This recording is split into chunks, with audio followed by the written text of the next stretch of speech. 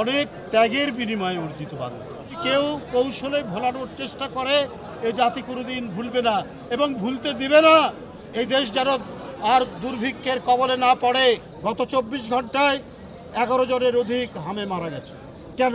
মুক্তিযুদ্ধ প্রজন্ম দল এর আগে এটি আহ্বায়ক কমিটি হয়েছিল, এখন পূর্ণাঙ্গ কমিটি। ইশরাক হোসেন, যিনি বর্তমান সরকারের মুক্তিযুদ্ধ বিষয়ক মন্ত্রণালয়ের প্রতিমন্ত্রী, তাকে সভাপতি, এবং ডক্টর কে এম মন্টি, সেও মুক্তিযুদ্ধ পরিবারের সন্তান, তাকে সাধারণ সম্পাদক করে 151 সদস্য বিশিষ্ট নতুন কমিটি ঘোষণা করা হয়েছে।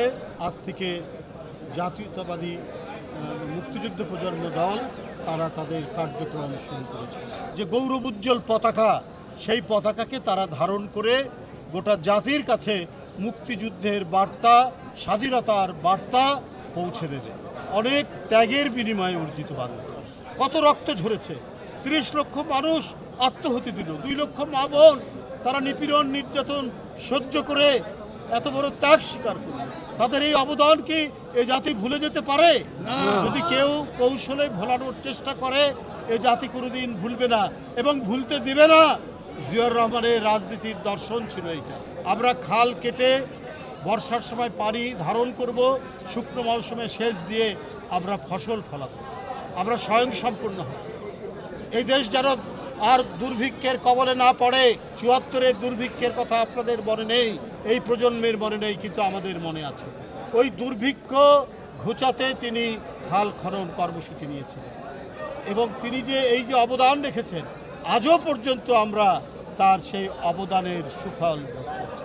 তারেক রহমান দেশের প্রধানমন্ত্রী, তিনি ক্ষমতায় আসার আগে যে অঙ্গীকার করেছেন, যে প্রতিশ্রুতি দিয়েছেন, এবং ক্ষমতায় আসার পর জনগণের ভোটে জোর করে নয়, একবারই অবাধ সুষ্ঠু নির্বাচন, যার জন্য 16 বছর এক দীর্ঘ সংগ্রাম, আত্মদান, গুম খুন, ক্রসফায়ারে এক ভয়ঙ্কর বিভীষিকার মধ্যে, এত আত্মদানের মধ্যে দিয়ে আমাদের পাওনা যে গণতন্ত্র, আমরা সেটা পেয়েছি জনাব তারেক রহমানের নেতৃত্বে। জ্বালানির সংকট, এই সংকট আমি আগেই বলেছি, এটা বাংলাদেশের জন্য নয়, এটা বাংলাদেশের নিজস্ব সংকট নয়, এটা বিএনপি এই সংকট তৈরি করেনি, এটা একটা আন্তর্জাতিক সংকট, এটা মধ্যপ্রাচ্যে যুদ্ধের কারণে এই সংকট, কিন্তু সেটাও আস্তে আস্তে কাটিয়ে উঠছে। আমি সরকারের কাছে অনুরোধ করব, এই রুফটপ সোলার প্যানেলে যে ট্যাক্স আছে, সেই ট্যাক্স শূন্যের কাছাকাছি নিয়ে আসুন, যাতে মানুষ তাদের ছাদে সৌর প্যানেল বসিয়ে বিদ্যুৎ চাহিদা পূরণ করতে পারে। গত 24 ঘন্টায় 11 জনের অধিক হামে মারা গেছে। কেন? এই হাম মোকাবেলায় আগে থেকেই সতর্ক অবস্থা নিয়ে, আগে থেকেই এটা মোকাবেলা করার জন্য প্রস্তুতি নিতে হতো হেলথ মিনিস্ট্রিকে। আমার বিশ্বাস আপনারা দ্রুত এটার উপর ব্যবস্থা নিয়ে যাতে আর কোনো ধরনের মৃত্যু না হয়, এই ব্যবস্থা নিতে হবে, যাতে কোনো ধরনের মহামারী গ্রাস না করতে পারে আমাদের দেশকে, সেই কাজও করতে হবে এই সরকারের বিভিন্ন মন্ত্রী।